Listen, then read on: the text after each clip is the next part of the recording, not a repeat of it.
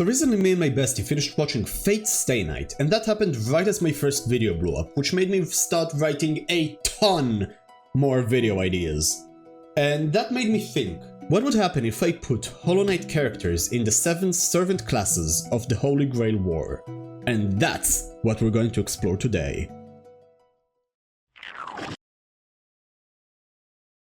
My name is Quirrel Kotomine, and I am the Overseer of Fuyuki's 5th Holy Grail War.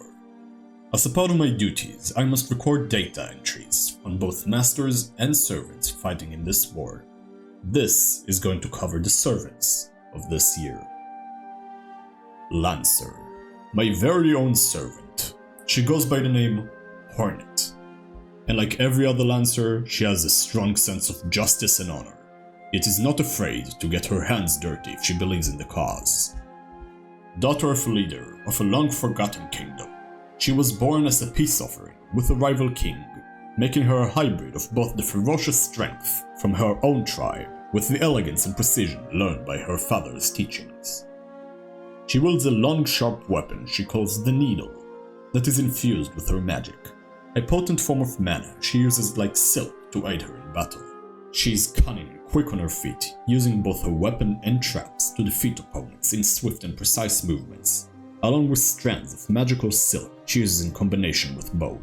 Her noble phantasm is called Bind, where she coats herself with many layers of silk, healing all her wounds, even fatal ones, though this power drains most of her mana. Additionally, she can bind a fallen opponent, acquiring their skills and fusing it with hers. She's already done it multiple times in the past, so she's quite skilled already, yet has the potential to be a great asset as the war progresses. While battling Archer, I have noticed her more serious and focused look became a bit more playful as she giggled and teased them.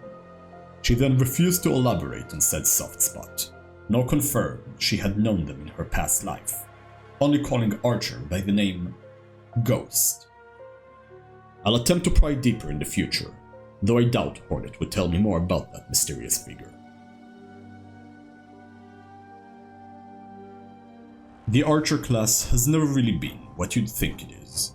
This war is no different, as the servant summoned by Rin Tosaka is an anomaly, simply nicknamed the Knight, or Ghost, as per Lancer's words. The Knight has no known origin or gender, nor does it seem capable of speech. They resemble a human, yet not quite, like a hollow shell. They wear a simple cloak with completely black limbs and a skull that only has 2 large blackened eyes that seem to contain their true form. Although quite friendly and adorable, as per Rin's description, their mere presence drains mana not only from their master, but from everything around them as well. They also wield a blade resembling a sharpened nail with engravings on it that steal mana with every strike they land. And when supplied with enough mana, they would use it in ways I can only describe as disturbing, projecting it outward in a concentrated blast full of rage, releasing it upwards in a terrifying shriek, or using it to descend downwards rapidly, sucking everything close to it in a massive blast when reaching the ground. The noble phantasm is the most terrifying thing about them, cracking their shell and letting out their true form, nicknamed Shade Lord. They then call upon an army of similar beings, we nicknamed Shades, to overwhelm the opponent with sheer numbers and eventually drain them dry of their mana. That ability, though powerful, is a one-time use, since come out of their shell, they will lose the connection they have with their master, and will therefore disappear after their mana runs out. Being an Archer class, that would take some time, so leaving an eye on them is always recommended. Shiro Emiya, the son of the fool that is Kiritsugu, has entered the Grail War by accident, summoning a Saber class servant known as the Great Sword Sage Sly. Sly is widely known throughout history as the greatest swordsman to have existed, developing the sword arts, powerful techniques that were passed through generations, although only he seems to have mastered them all to perfection. Although his small stature can be deceiving, he should not by any means be underestimated, as he wields a massive 2-meter-long blade as his weapon of choice. The weapon has no name, as he's adamant a weapon isn't what makes a great swordsman, but the wielder himself. And true to his word, it does not seem he possesses any magical abilities either. His noble phantasm is a unique case, as it isn't tied to his weapon, but is more of a state of pure focus dubbed the art of battle, where Sly's speed increases massively to the point of being able to leap into the air and use his own sword as a platform to change direction mid-jump. Along with his speed, his precision also massively increases, letting him predict his opponent's next move before they have even attempted it, countering it before they can act on it. Although not a mage himself, Sly's stamina is still dependent on his master, and therefore weaker mages like Emiya cause his efficiency in battle to falter.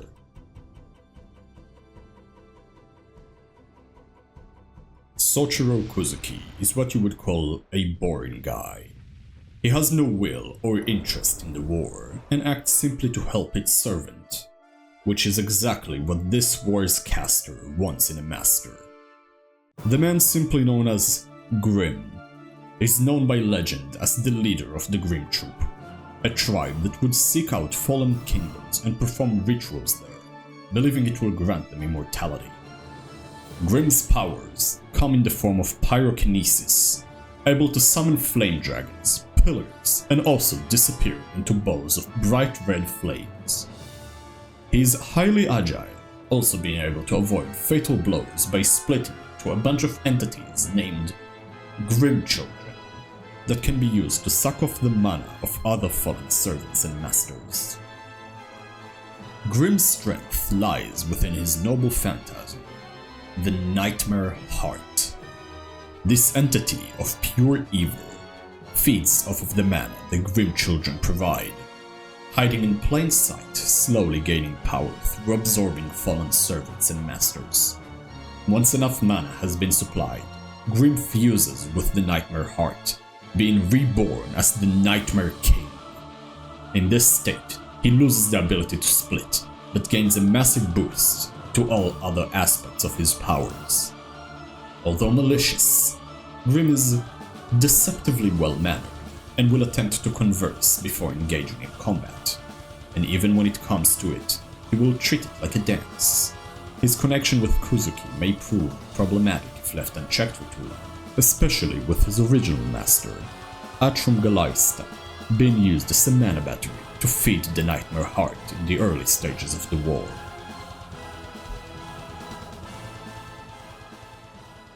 The servant of the Matos in this war is quite peculiar and dangerous in the wrong hands. Quirrel the Wanderer is the pupil and protector of Monomon the Teacher, while Monomon herself has also been documented to be a master in the past war, embodying the caster class. In this war, her adopted son Quirrel was summoned as Rider. Quirrel is a kind-hearted and curious individual that wears simple armor and wields both a blade and Monomon's Mask of Knowledge as both a helmet and a shield. Aside from sword combat, Quirrel also possesses the ability to summon the creature Umu, a jellyfish-looking creature that used to be Monomon's guardian, as a means of combat and transportation, possessing flight and electrokinesis. Quirrel can also use its soft yet bouncy skin to launch himself at opponents in combat. Quirrel may not be that strong physically, but his strength lies in his noble phantasm, the Teacher's Archives. Monomon's mask, although mostly used as an unbreakable shield, can also give Quirrel the ability to peer into Monomon's vast archives and give them all the knowledge and intel he or his master would need about the masters and servants against them. Although dangerous, I do not fear the Matos, since Quirrel's inherent good-heartedness will likely not cooperate well with Shinji Mato, and will require a command seal to obey his orders. Either way, they may prove an asset to whoever decides to team up with them, as long as they can bring themselves to not kill Shinji on the spot. The Forgotten Queen, only known as the Radiance, is a peculiar case among the Berserker class. Unlike most known Berserkers, she retains the ability of speech, and while enraged, does not lose herself to madness. The Radiance's rage knows no bounds.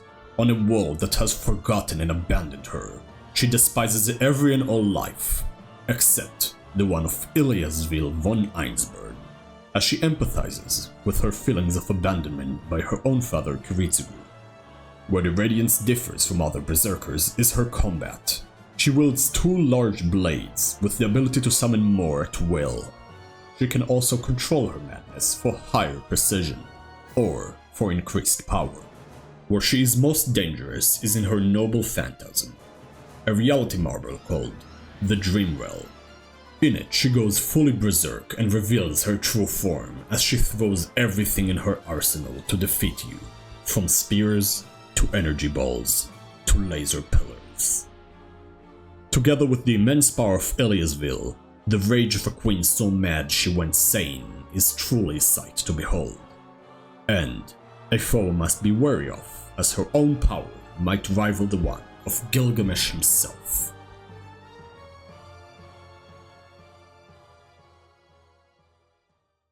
Assassin is dangerous.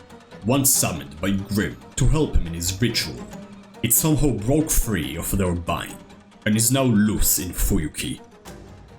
The creature has been documented in many places all over the world and called many different names, but is currently widely known by the name Nosk in most books. It isn't known if Nosk is human, or if there is more than one Nosk, but the description in most stories describe it the exact same.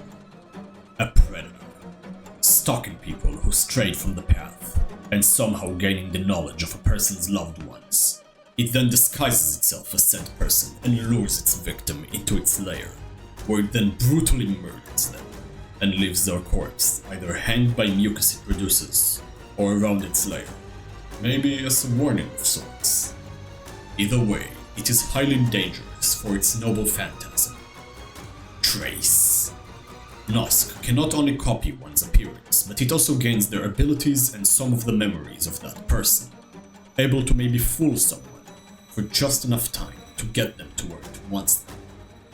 It's suspected it somehow gained access to Rulebreaker and used it to escape its contract with Grimm, and if such power truly exists in the hands of such a monster, that would be a sight I'd be most delighted to see unfold.